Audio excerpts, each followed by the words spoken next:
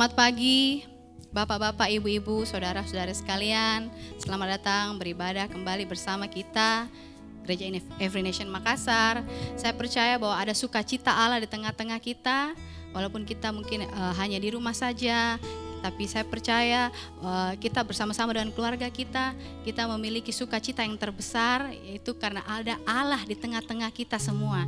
Jadi tidak ada lagi kekhawatiran, tidak ada lagi kecemasan, tidak ada ketakutan, karena kita punya Allah yang besar dalam hidup kita. Gereja Every Nation ada untuk menghormati Allah dan menjadikan murid. Saya percaya itu yang selalu kita pegang dan itu selalu ada dalam hati kita, sehingga kita akan memuliakan namanya. Kita akan memasyurkan namanya dan kita memberitakan kepada setiap orang. Kita akan mengatakan bahwa hanya Dia Allah. Kita akan memuridkan banyak orang. Di Yesaya 41 ayat 10, Tuhan berkata kepada kita, "Janganlah takut, sebab aku menyertai engkau. Janganlah bimbang, sebab aku ini Allahmu. Aku akan meneguhkan, bahkan akan menolong engkau. Aku akan memegang engkau dengan tangan kananku yang membawa kemenangan." Percaya bahwa ada kemenangan di dalam Dia. Percaya tidak ada lagi yang bisa menguasai kita. Hanya Dia yang melingkupi kita. Amen. Bapak, kami bersyukur untuk hari ini. Kami mau percaya Bapak, bahwa Engkau bersama-sama dengan kami. Tidak ada lagi yang kami takutkan dan khawatirkan. Sebab Engkau dengan tangan kanan-Mu Engkau memberikan kami kemenangan. Tidak ada ketakutan dalam diri kami. Apapun yang kami lewati, keadaan kami percaya Engkaulah Tuhan kami yang bersama-sama dengan kami.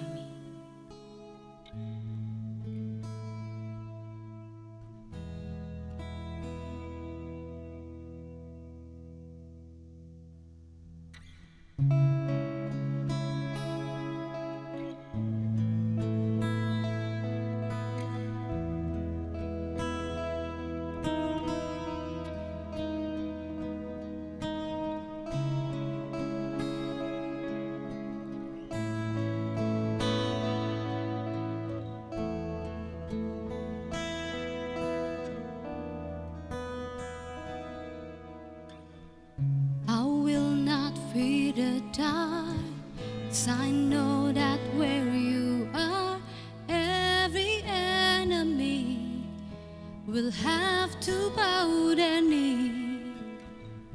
I'm letting down my guard, trusting with all my heart, surrender to your plans. I'm safe within your hands.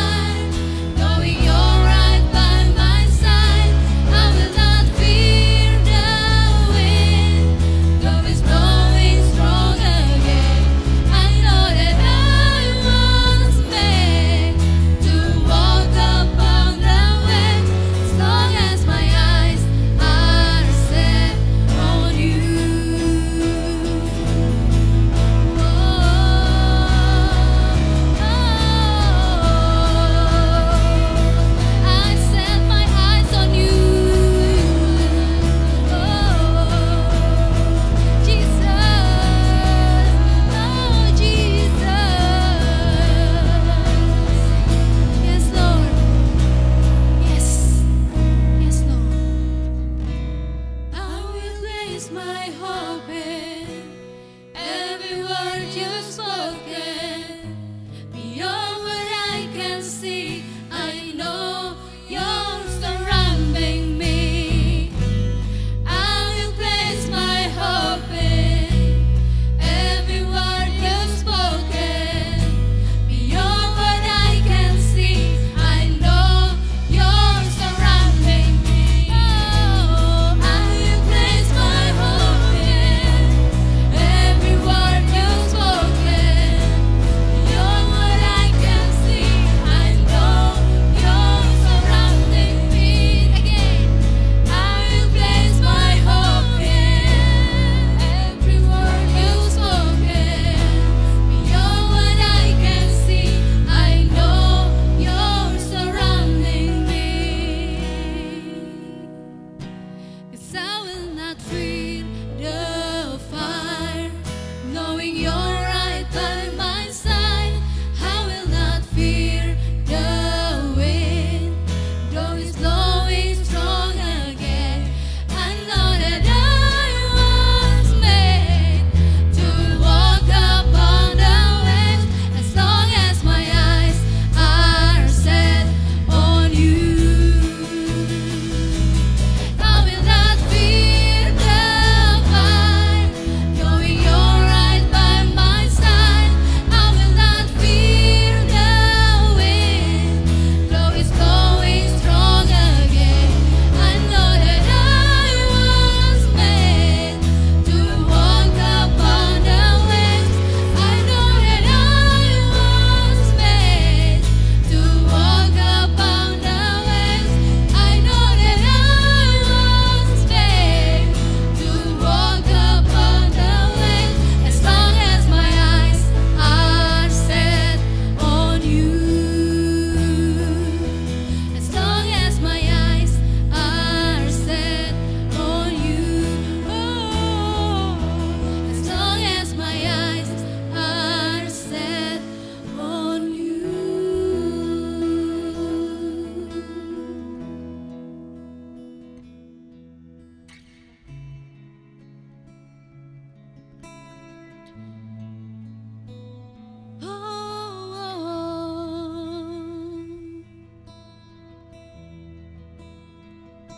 As long as my eyes are set on you, oh,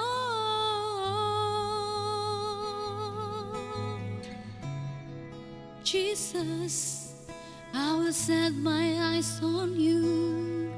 I will look to you.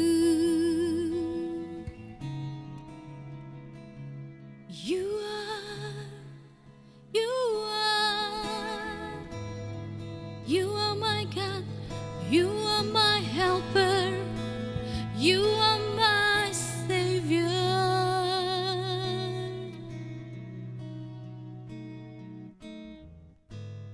I will place my hope in every word you've spoken.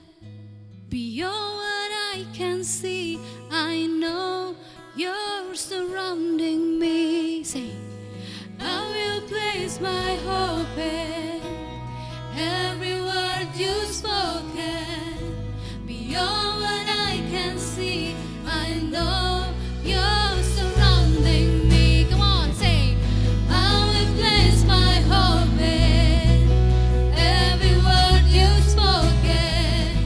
Beyond what I can see, I know you're surrounding me. Yeah, I will place my hope in every word you've spoken.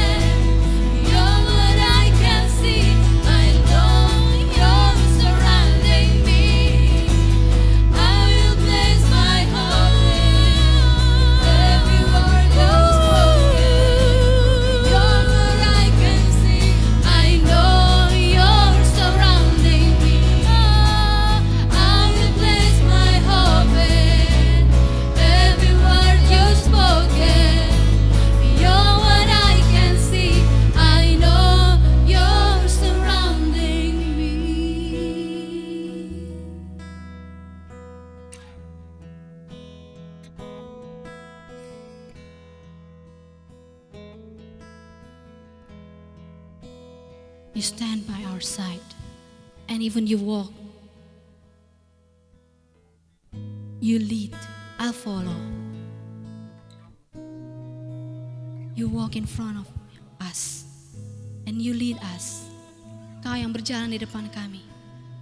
Kami mengikuti Kau. Tapi tak pernah sedetik pun Kau meninggalkan kami. Sebab Kaulah penolong kami. Yesus, hanya Engkaulah pertolongan kami.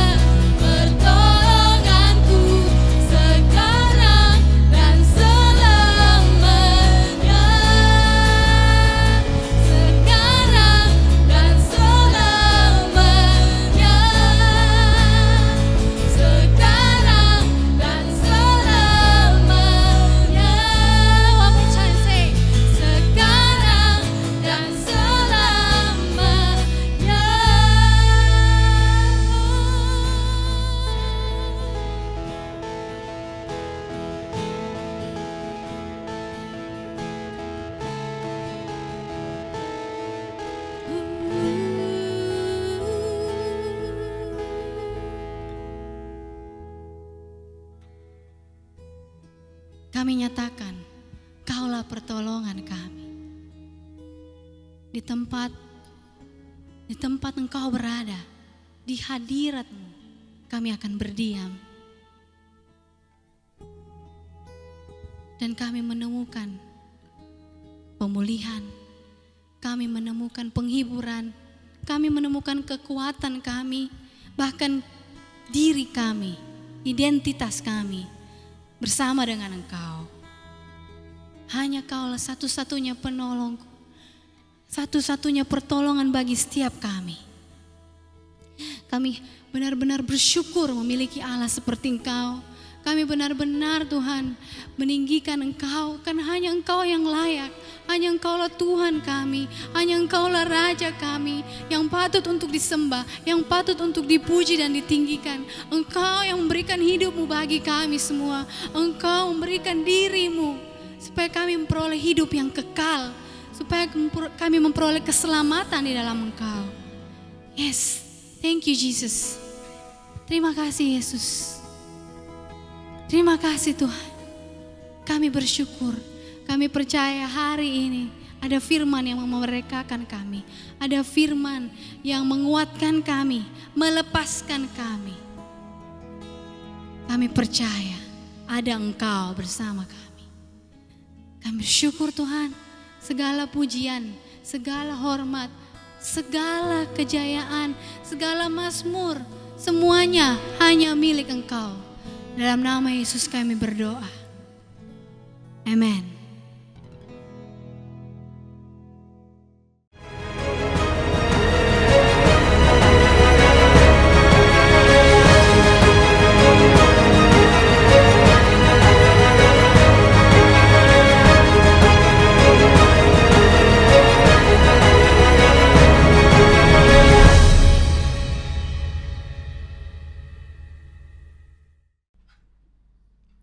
Selamat pagi Bapak Ibu Saudara yang saya kasih dalam Kristus.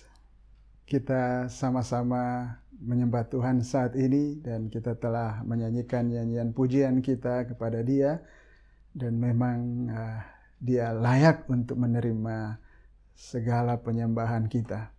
Ya, meskipun saat ini mungkin kita masih dalam ibadah online, tetapi yang penting adalah hati kita punya niat memang bahwa kita mengkhususkan saat ini kita mau datang untuk menyembah Tuhan, untuk memberikan pujian kita kepada Dia, ucapan syukur kita kepada Dia, sehingga situasi ataupun media apa yang kita pakai itu tidak menjadi masalah ya, karena hati kita memang sudah berkomitmen untuk memberikan waktu ini buat penyembahan kepada Tuhan.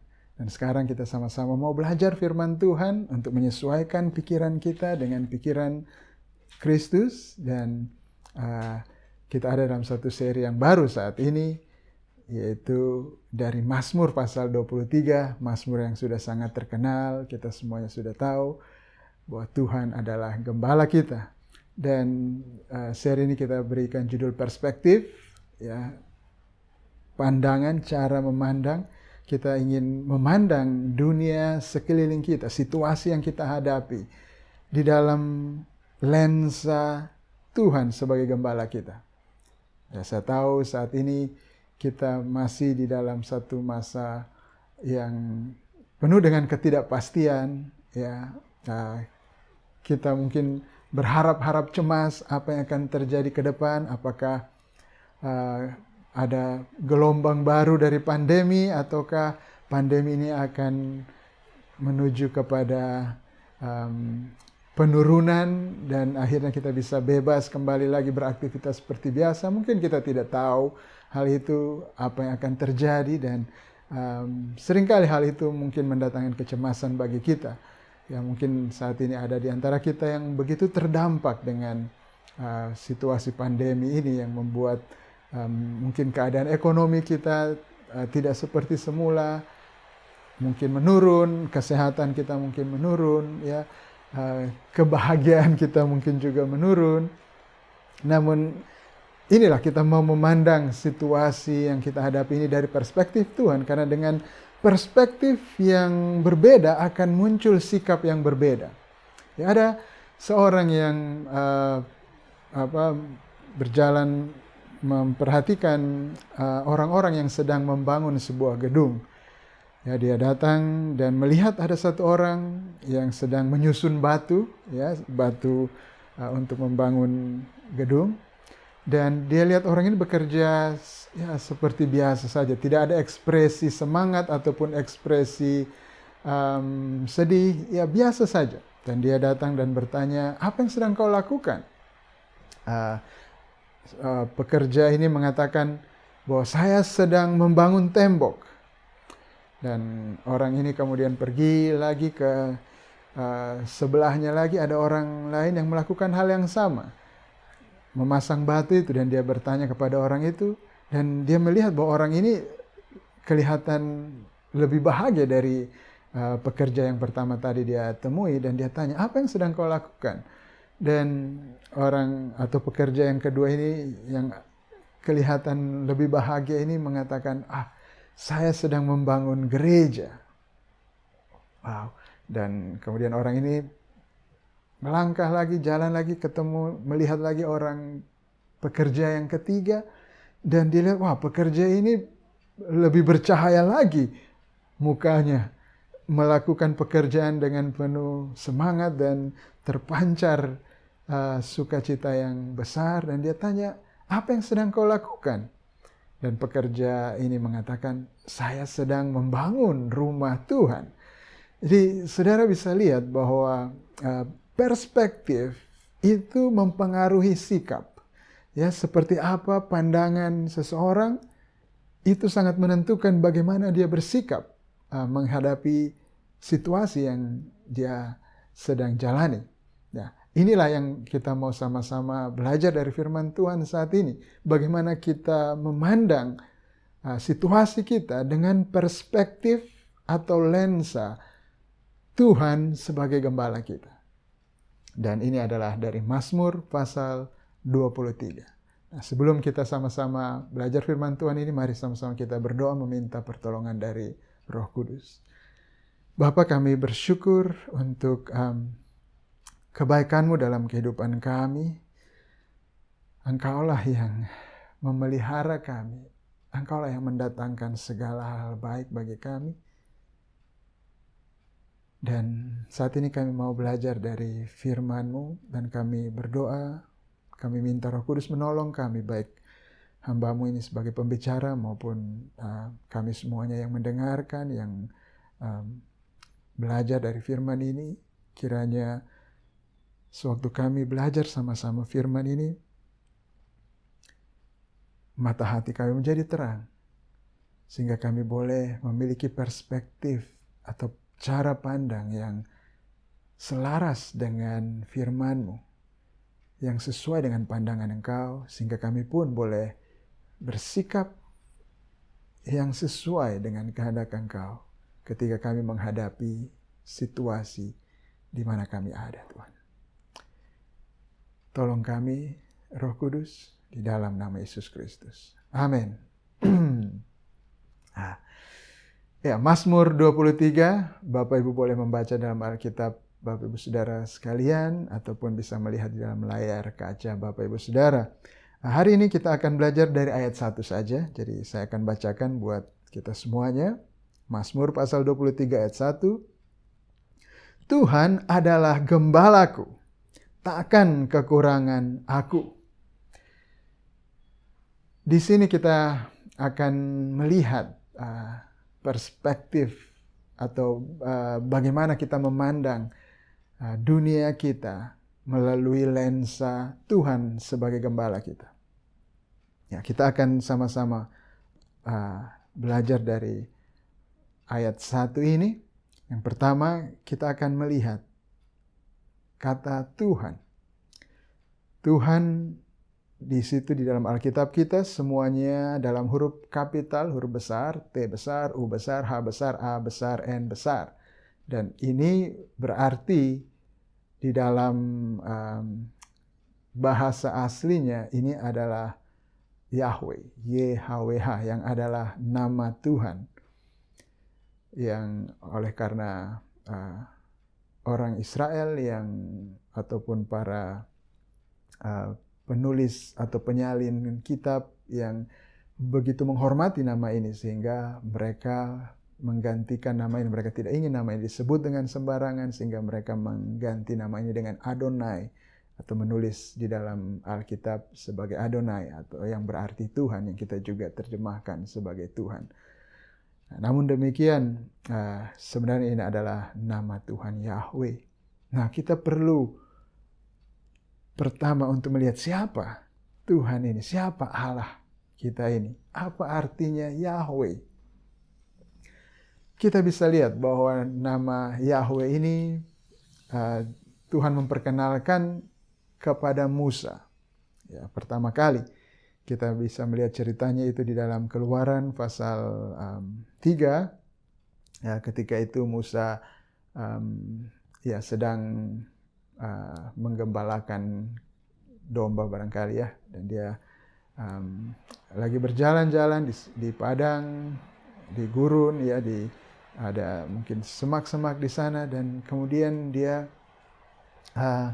heran melihat ada satu semak yang menyala tapi tidak terbakar. Maksudnya semak itu tidak dimakan oleh api itu, tapi ada api di situ. Ini adalah suatu pemandangan yang mengherankan.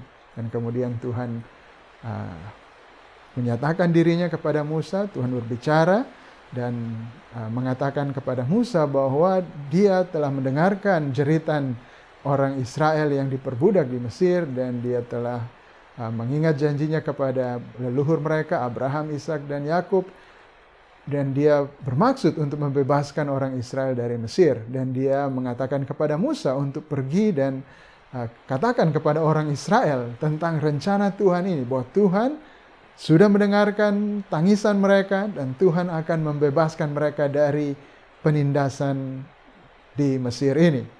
Dan Musa bertanya kepada Tuhan, Tuhan, kalau saya pergi kepada orang Israel dan mengatakan bahwa Allah nenek moyangmu sudah berfirman kepadaku bahwa dia akan membawa kamu keluar dari perbudakan ini kepada tanah yang sudah dia janjikan, dan nanti mereka akan bertanya kepada saya, siapa nama Allah itu? Karena orang Israel sudah terbiasa di Mesir, di dalam perbudakan ini mereka sudah biasa dengan kebiasaan orang Mesir, dengan agama orang Mesir, dengan dewa-dewi orang Mesir, dan ada begitu banyak dewa-dewi orang Mesir dengan nama-nama mereka masing-masing. Sehingga Musa mengantisipasi pertanyaan ini. Dan kita lihat di ayat 14 pasal 3, Tuhan menjawab Musa. Firman Allah kepada Musa, aku adalah aku. Ketika Musa menanyakan, siapa namamu Tuhan? Tuhan mengatakan, aku adalah aku. Lagi firman-Nya, beginilah kau katakan kepada orang Israel itu, akulah aku, telah mengutus aku kepadamu. Ayat 15, selanjutnya berfirmanlah Tuhan kepada Musa, beginilah kau katakan pada orang Israel, Tuhan. Nah ini, Tuhan di sini huruf besar semuanya, ini berarti Yahweh. Ini adalah nama Tuhan yang Tuhan berikan kepada Musa untuk dikatakan kepada orang Israel. Yahweh, Allah nenek moyangmu, Allah Abraham, Allah Ishak, dan Allah Yakub telah mengutus aku kepadamu. Jadi kita bisa melihat apa sebenarnya makna dari nama Tuhan ini, Yahweh. Seperti yang kita lihat di ayat 14 tadi, bahwa Tuhan mengatakan tentang namanya adalah aku. Nah, apa yang bisa kita mengerti tentang Tuhan dengan gambaran yang Tuhan berikan ini? Bahwa aku adalah aku, dia adalah dia. Nah, ini berarti bahwa Tuhan itu adalah Allah yang kekal, Allah yang sudah ada, yang selalu ada, dan yang akan terus ada, yang tidak akan pernah hilang keberadaannya. Dia memang ada. Dan keberadaannya adalah dari dirinya sendiri. Aku adalah aku. Sebagaimana dia ada, dia tidak bergantung pada orang lain untuk keberadaannya, dan dia juga tidak tergantung dari orang lain untuk dia tetap ada, dan dia tidak membutuhkan sesuatu yang lain di luar dirinya untuk dia punya kehidupan, untuk dia mendapatkan kebahagiaannya. Sama sekali tidak tergantung apapun. Itu maksudnya dia Aku adalah aku. Dan saudara, hanya Tuhan yang seperti itu. Kalau kita melihat semua yang lain, kita bisa mulai lihat dari diri kita, keberadaan kita. Kita tidak bisa ada dengan sendirinya. Ya, kita ada dari orang tua kita melahirkan kita. Ya, kalau demikian orang tua kita juga demikian lahir dari orang tua mereka. Atau kita melihat sebuah barang. Misalnya kursi. Itu terbuat dari kayu. Kursi itu tidak bisa ada langsung dengan begitu saja. Kayu pun demikian. Kayu itu harus dari pohon dan seterusnya dan seterusnya. Dan demikian juga dengan hidup. Tidak ada hidup itu bisa muncul begitu saja dari sesuatu yang non hidup, yang tidak hidup. Ya.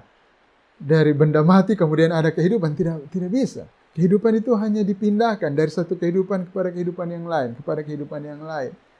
Nah, tentu saja kita kemudian akan bertanya, kalau begitu yang mana sumber atau kehidupan yang pertama itu, yang selalu hidup?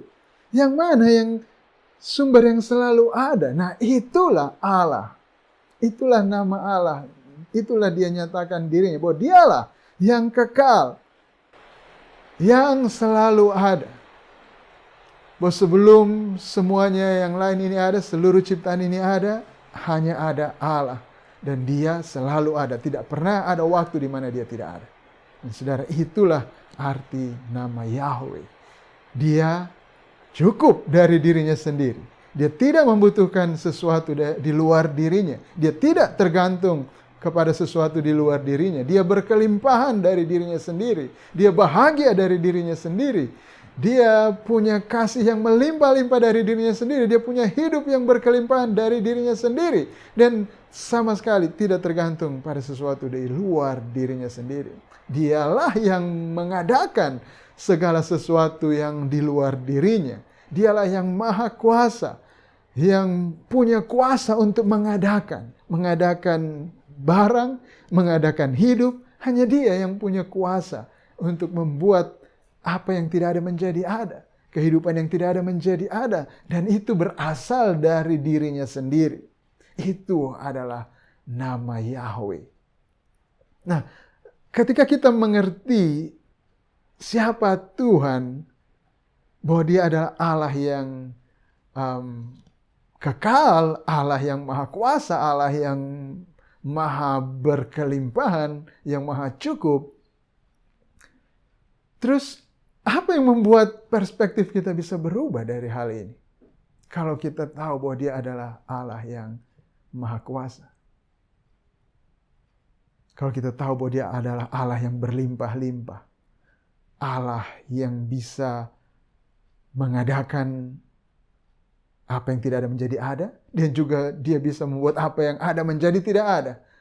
Apa yang bisa kita ambil dari sini? Perspektif apa yang kita bisa buat dari sini? Kita belum cukup dengan jawaban siapa Tuhan. Kita mesti mencari lagi satu pertanyaan, satu jawaban. Yaitu, siapa Tuhan ini bagi kita? Ini hal kedua yang harus kita cari dari firman Tuhan ini. Siapa Tuhan? Kita sudah tahu dia Allah yang maha kuasa, Allah yang kekal. Tapi pertanyaan selanjutnya adalah siapa Tuhan bagi kita? Apa hubungan Tuhan dengan kita? Kalau yang maha kuasa ini berhubungan dengan kita dan dia adalah musuh kita, maka tidak ada harapan bagi kita.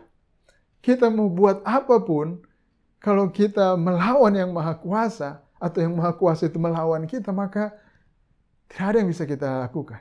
Tidak ada harapan di dalam kehidupan kita. Kita seperti orang yang menabrak tembok yang sangat kuat. Ya, sekalipun kita mungkin sudah latihan bermain bola, ya, kop bola dengan kepala kita, dan mungkin tengkorak kita bisa menahan bola yang keras itu dan tidak apa-apa, tapi tengkorak kita tidak akan cukup keras untuk menghantam baja, untuk menghancurkan baja.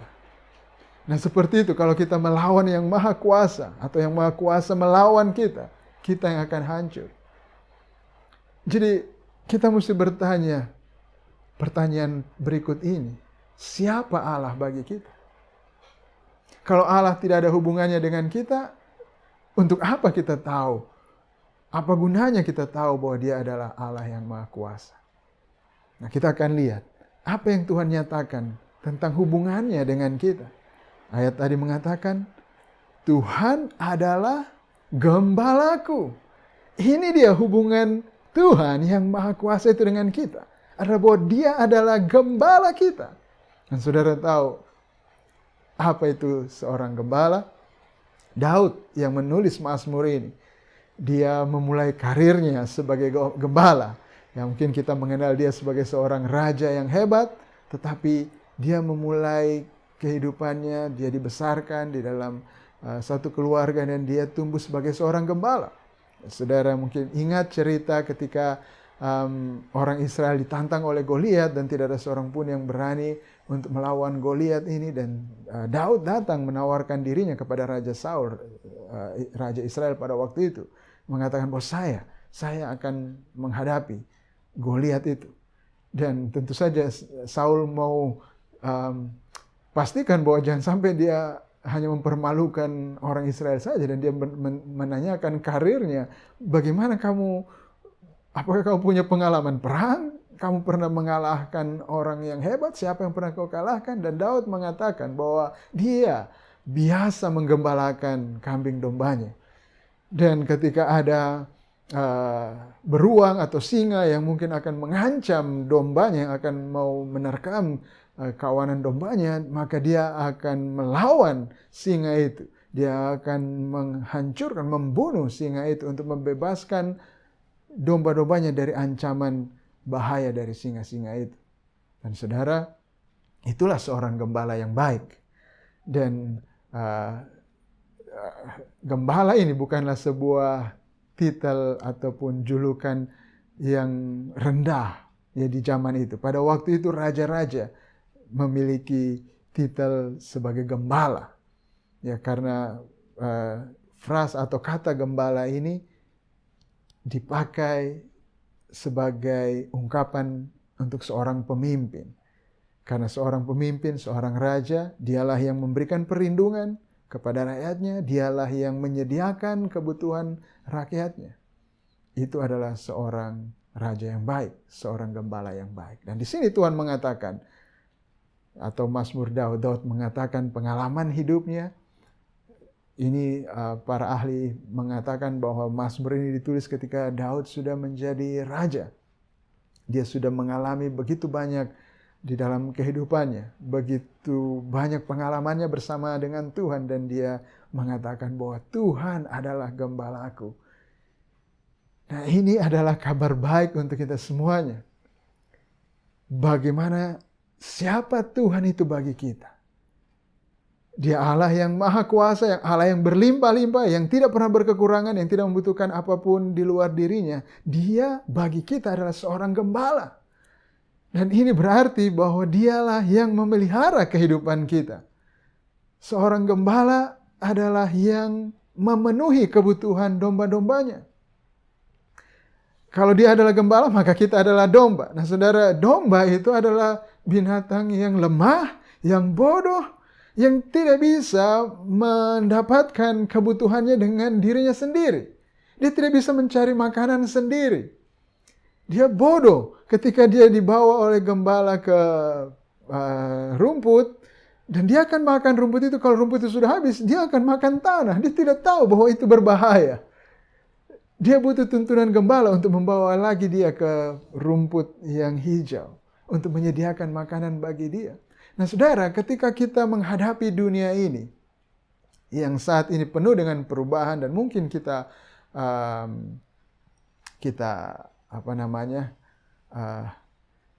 khawatir, ya kita was-was dengan dunia yang senantiasa berubah ini. Dan kita berpikir, apakah saya sanggup menghadapi dunia ini? Apakah saya sanggup untuk memenuhi kebutuhan saya, kebutuhan keluarga saya? Bagaimana dengan anak-anak saya yang sekolah atau kita yang mungkin masih sekolah, bagaimana dengan masa depan saya? Apakah saya bisa mendapatkan pekerjaan? Apakah saya bisa menghasilkan uang untuk memenuhi kebutuhan hidup saya? Dan saudara, pertanyaan itu pasti akan kita jawab secara negatif. Kita pasti akan khawatir kalau kita punya pandangan terhadap dunia itu adalah dengan diri kita sendiri. Kalau kita bertanya, hal itu adalah semata-mata tergantung pada diri kita sendiri. Karena memang kita adalah domba yang bodoh, yang tidak mungkin memenuhi kebutuhan kita sendiri. Tetapi dengan perspektif dari Mazmur 23 ayat 1 yang kita sudah baca, bahwa Tuhan adalah gembala kita. Kita punya gembala. Dan gembala kita adalah Tuhan, yang adalah Allah yang kekal, yang maha kuasa, yang berlimpah-limpah, yang tidak membutuhkan apapun di luar dirinya sendiri, yang sanggup untuk membuat apa yang tidak ada menjadi ada, kehidupan yang tidak ada menjadi sebuah kehidupan. Dia punya kuasa untuk itu. Dan dia adalah gembala kita. Artinya dia yang akan menyediakan apa yang kita butuhkan. Nah, perspektif kita yang seperti ini akan menentukan sikap kita.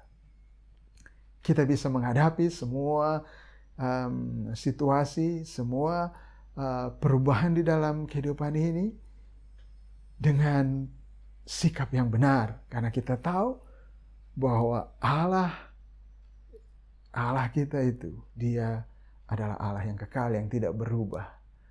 Sekalipun sekeliling kita berubah, namun dia tetap dulu, sekarang, sampai selama-lamanya tidak berubah. Dia adalah Allah yang maha kuasa, yang kekuatannya tidak pernah menurun, yang sumber dayanya tidak pernah habis, yang selalu kaya dengan kemurahan.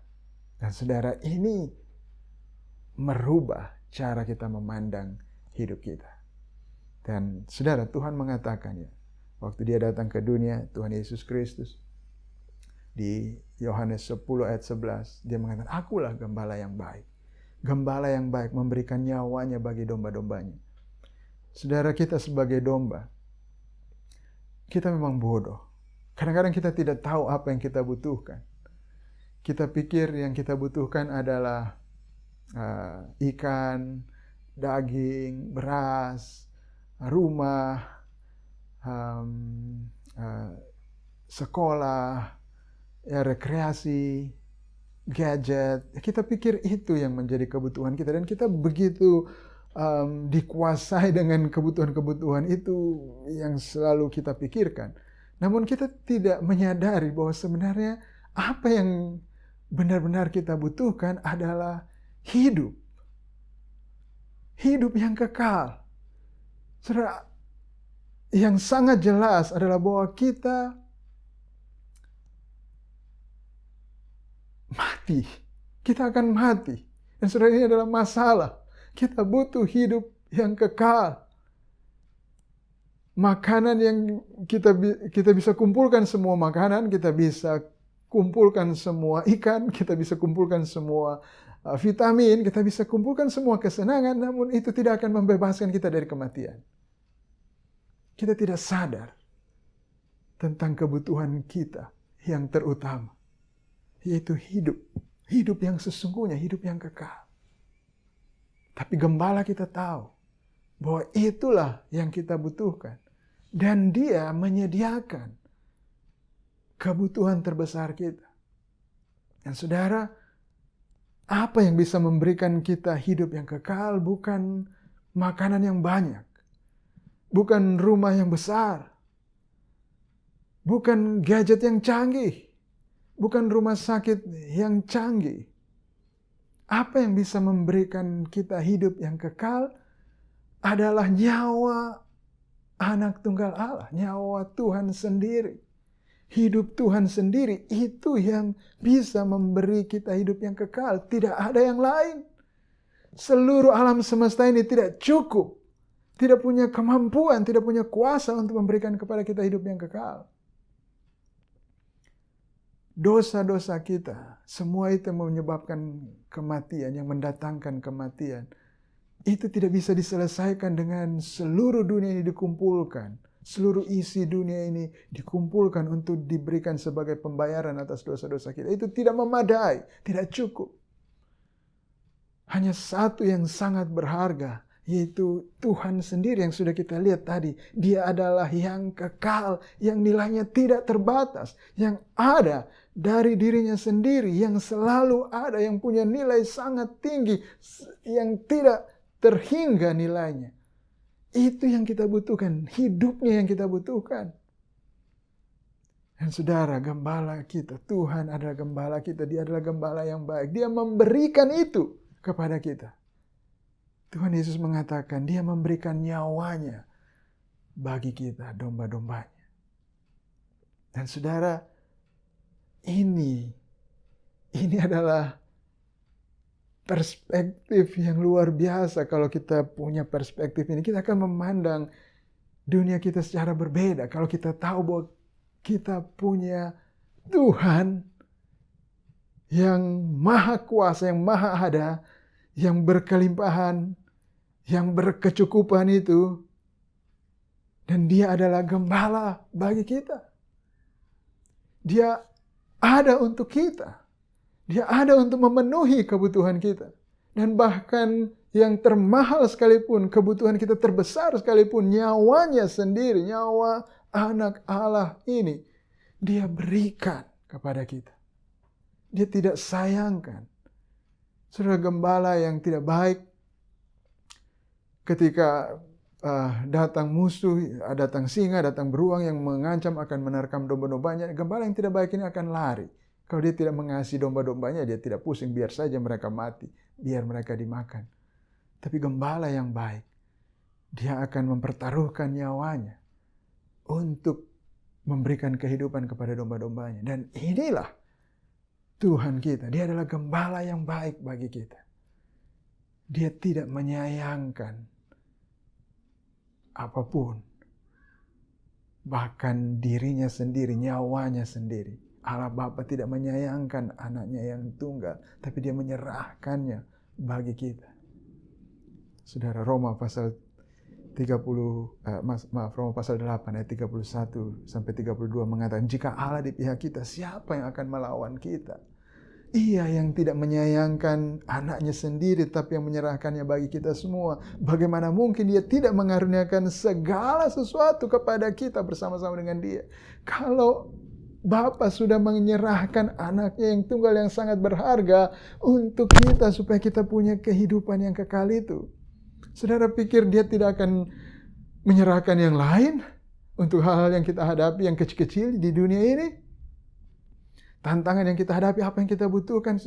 Apakah Tuhan tidak akan memberikan itu kepada kita, sementara anaknya yang tunggal saja Dia berikan kepada kita? Kita pikir Yesus Kristus yang menyerahkan nyawanya untuk kita, yang rela untuk bertukar tempat dengan kita, Dia yang seharusnya tidak berdosa, harus memiliki hidup yang kekal, namun bersedia mengambil dosa kita dan mati, terkutuk di atas kayu salib, supaya kita bisa hidup. Dia menyerahkan nyawanya yang berharga itu untuk kita. Saudara pikir Dia tidak akan menyerahkan hal-hal lain untuk kepentingan kita yang kita butuhkan? Saudara, itu logikanya.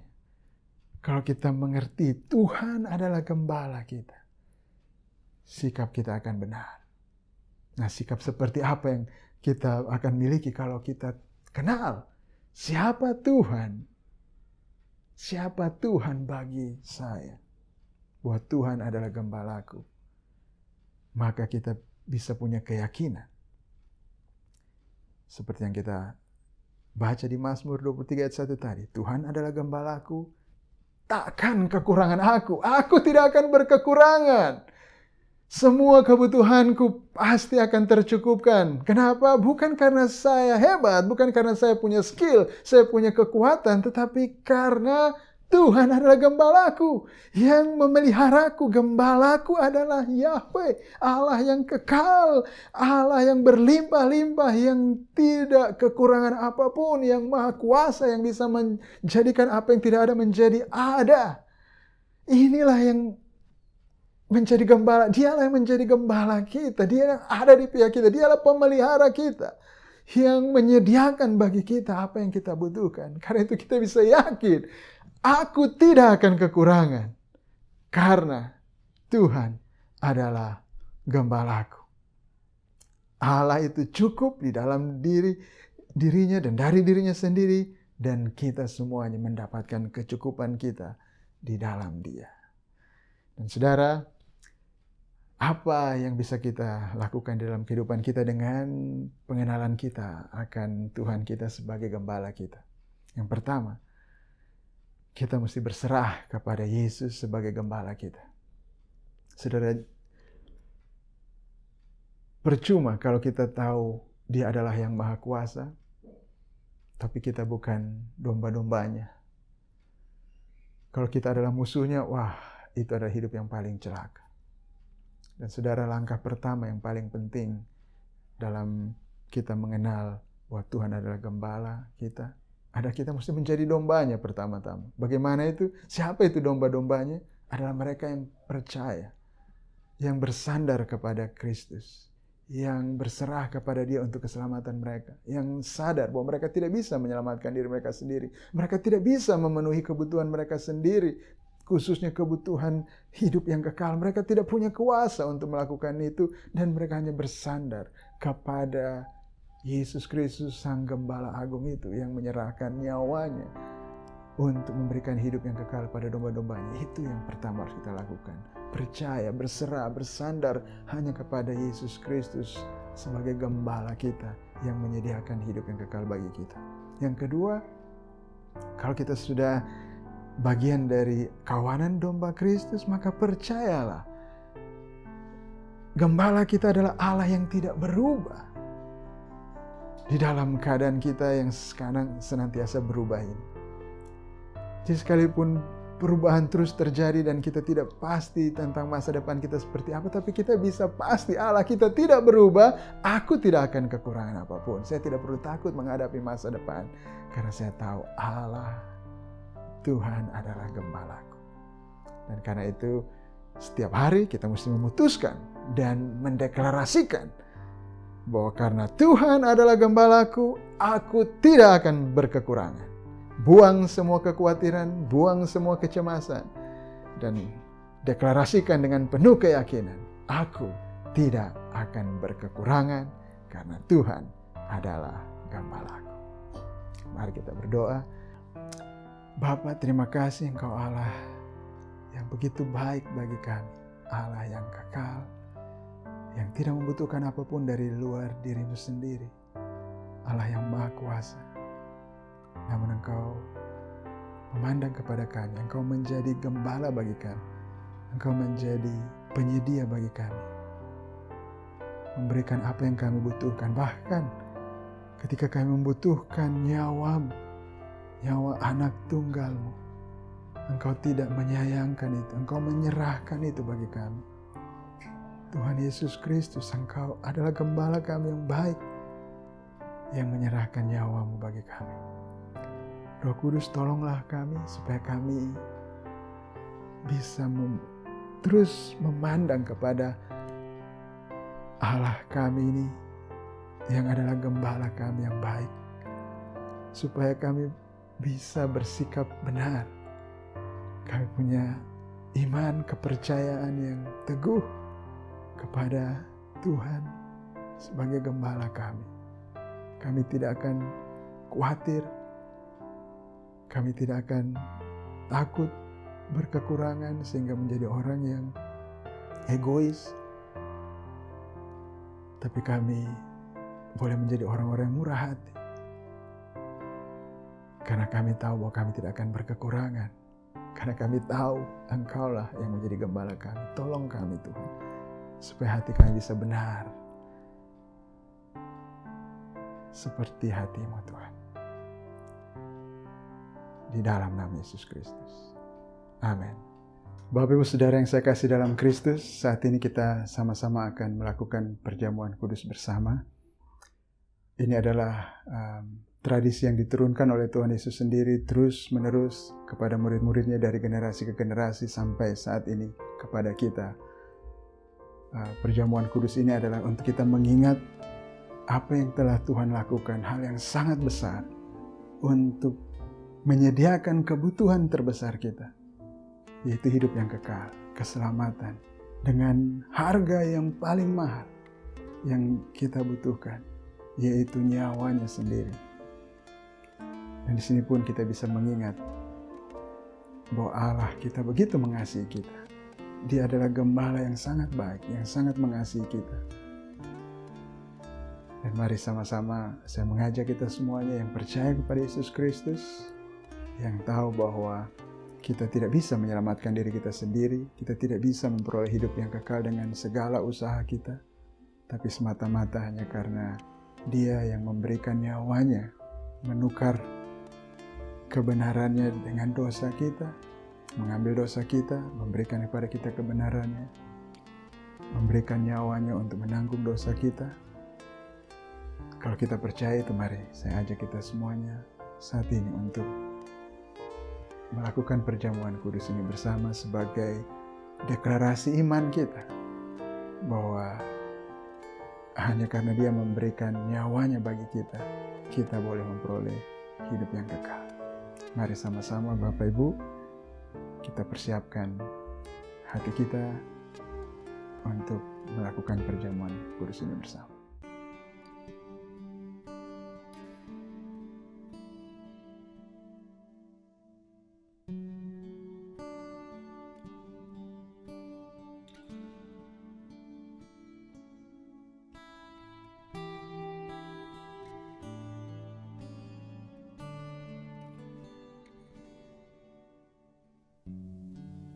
Forgiven because you were forsaken.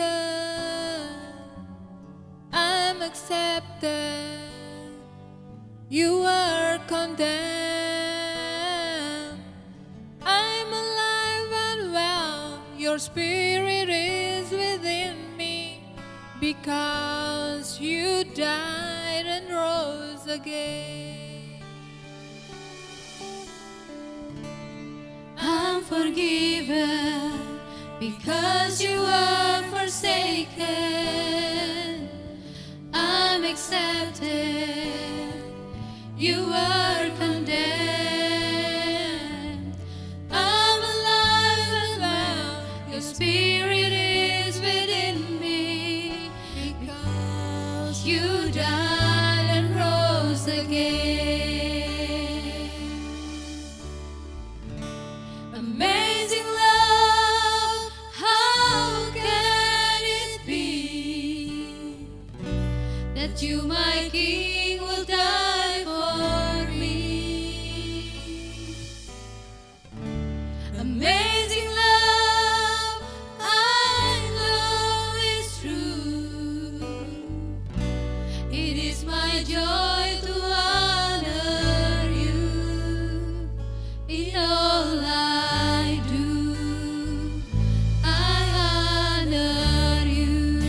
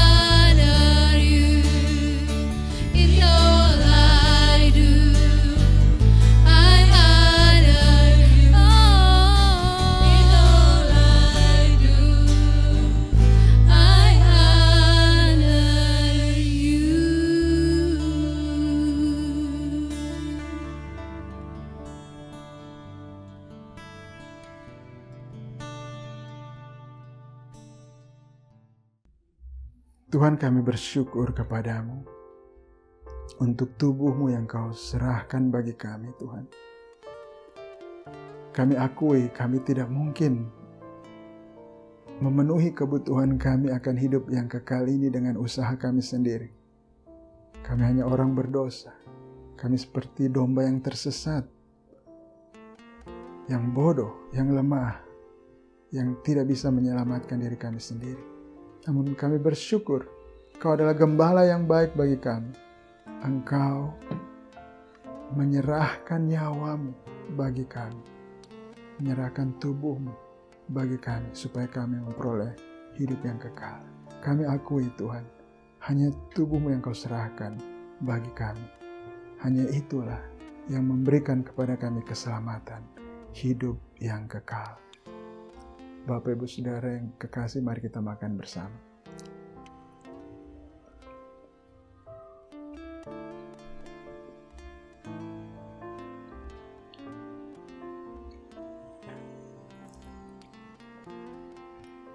Kami bersyukur, Tuhan, untuk darah-Mu yang Kau curahkan bagi kami.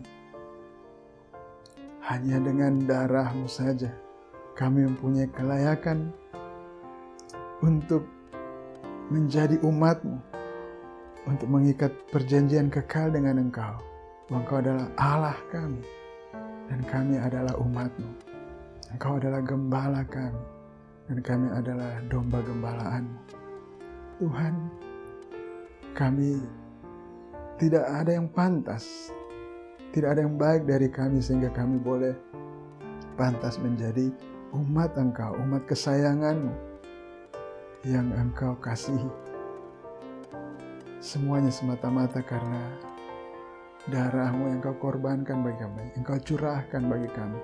Itulah yang membasuh kami, menjadikan kami layak untuk menjadi domba gembalaan-Mu, menjadi umat-Mu yang Engkau pelihara, yang Engkau ikat perjanjian kekal dengan kami, bahwa Engkau tidak akan membelakangi kami.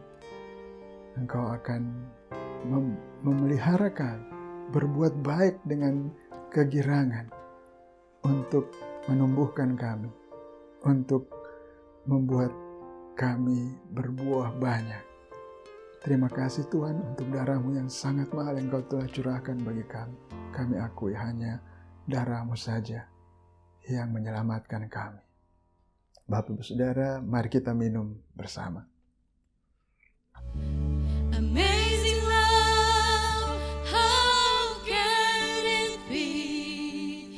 Yes, Jesus. That you like King will die for me. Amazing love. Amazing love, I know it's true. It is my joy to honor you.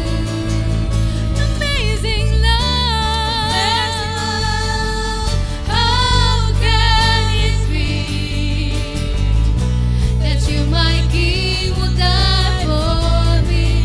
Amazing, amazing love. I know it's true. It is my joy to honor you in all I do. I honor you in all I do. I honor you in all I do. I honor you.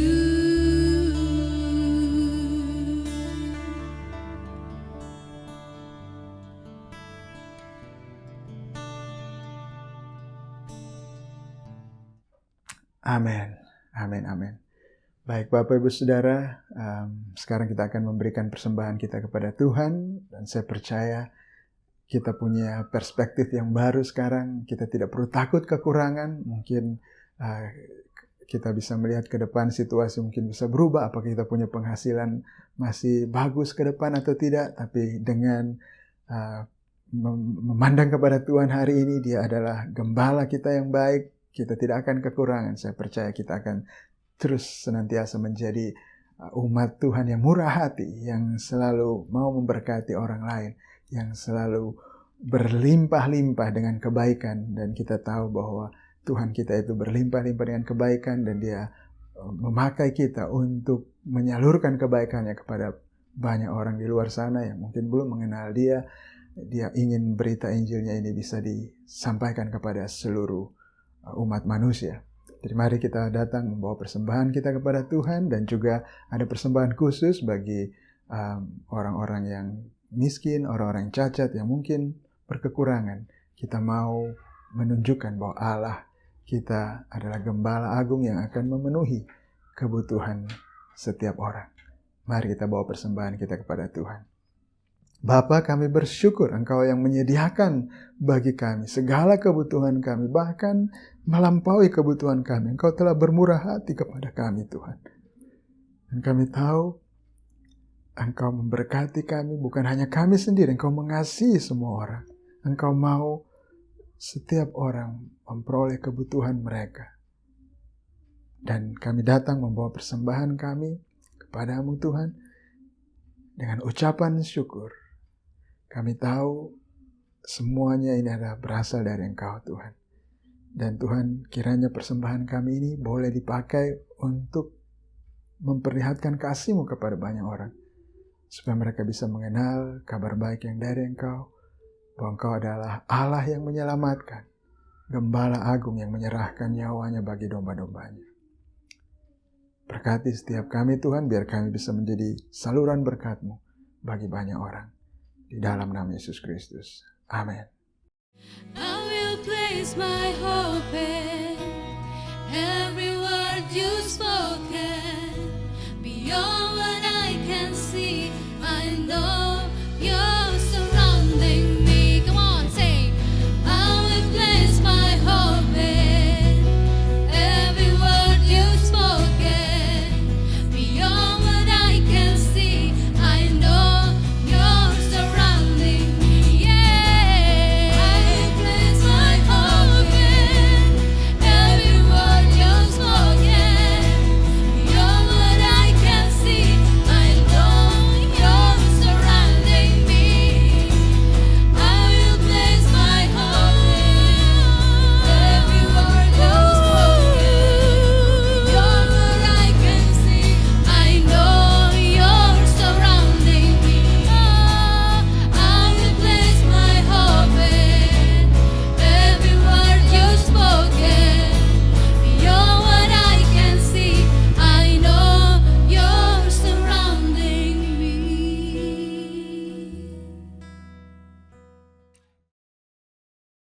Bapak Ibu, terimalah berkat Tuhan. Tuhan memberkati engkau dan melindungi engkau. Tuhan menyinari engkau dengan wajah-Nya dan memberi kasih karunia-Nya kepadamu. Tuhan menghadapkan wajah-Nya kepadamu dan memberi engkau damai sejahtera di dalam nama Yesus Kristus. Amin.